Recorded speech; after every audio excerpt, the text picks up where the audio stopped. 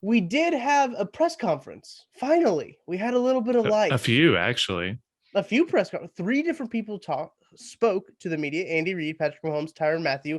They spoke to the media on Monday, kind of opening up. I guess this was the opening of the voluntary OTAs, the voluntary session. A lot of teams around the league are protesting them or boycotting them. I think is actually the right term. Um, because of COVID protocols, I think. I'm not 100% They sure say why, COVID but protocols, but I think it's a general move for them to stop having in-person off-season workouts because they've said before they want to get away from those.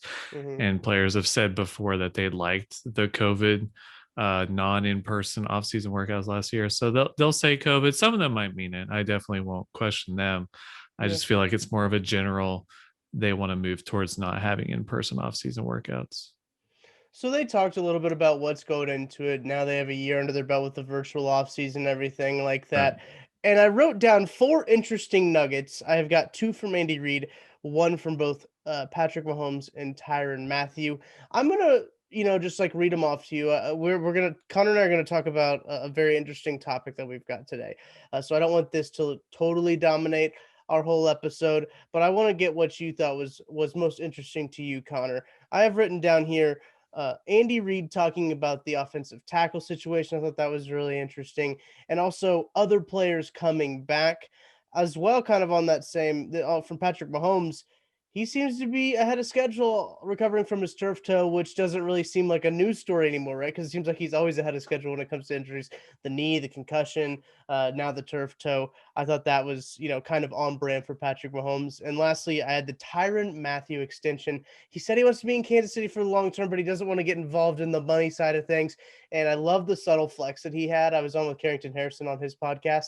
We were talking about it, and I was like, what a flex by Tyrann Mathieu to say, I don't really need to worry about the money side of it. He's made over $50 million Yeah. in his NFL career, set to make $14 million this year. So, Connor, what did you think out of those things that was kind of the most interesting to you? It's hard to say. I thought the Mahomes one was just he's ahead of schedule, neat, and he talked about being a dad, so Yeah. it was just some small things from him. The Matthew one was kind of interesting, but he said he lets his agent mainly deal with the contract stuff, so it didn't seem like we would get any interesting insights there.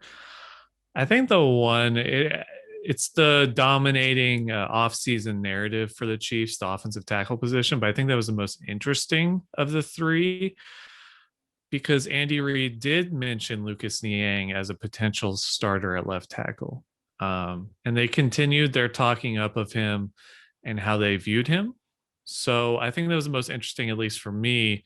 And he also subtly hinted that they're still looking at adding people, of course. Um, it kind of feels like the Chiefs are at the spot of the draft where they kind of have to put up smoke screens and stuff. They have to say, yeah, we're fine playing, Andrew Wiley's in the mix at left tackle. I know he mentioned his name today. I'm like, is he? Is he really Andy Reid? Um, so I thought that was at least interesting that they did float out Niang at left tackle. And that could leave open for the option. I know you tweeted out at one point Lucas Niang at left tackle, Mike Remmers at right tackle in the future. I hope that's not it, but a future that we could see is Lucas Niang at left tackle, Tevin Jenkins at right tackle, Yeah. or one of these prospects who did play right tackle in college, but they want to keep him there in the NFL and maybe try Lucas Niang at left tackle because he played right tackle, I believe, at TCU. I don't think his skill set is going to be fine at left tackle. It's not like Mhm. he's a road grading guy who doesn't have good pass sets. He has the pass sets and the length to play left tackle. He has all the requisite measurables the Chiefs want. So I think it's definitely possible he could play there. And I thought that was an interesting tidbit. I did too, and I just think it's just a giant smokescreen. That's all that this is. Yeah. The Chiefs. I don't think the Chiefs starting left tackles on this roster as much as Andy Reid wants to try to tell us that. It's not going to be, and I really hope that my tweet from March 17th, when I said they're really going to start Lucas Niang at left tackle and Mike Remmers at right tackle, aren't they? And people were like, "No, you're crazy. They're going to go get somebody else." They haven't done anything. So right now, that's kind of what it's looking like. And I wouldn't hate Lucas Niang at left tackle for the long term. I think that he has the profile, he's got the frame, he's got the arms, he's got everything he needs to do to be a successful left tackle. But you're right, he did play right tackle at TCU, which I accidentally said Texas Tech yesterday because I was just thinking about Patrick Mahomes all the time. Can you blame me? And he played at Not really. TCU. Yeah, see, um, and I think that that will be interesting moving forward with the whole tackle situation. I'm not buying it. I don't buy a single word that any NFL executive or head coach is saying this time of year, this close to the draft. We're 9 days away from the NFL draft. There's no chance I'm believing anything I hear. I buy the Jaguars and Jets basically telling the world they're picking Trevor Lawrence and Yeah, Zach Wilson. yeah. Other than that, yeah, I basically don't buy anything that they say.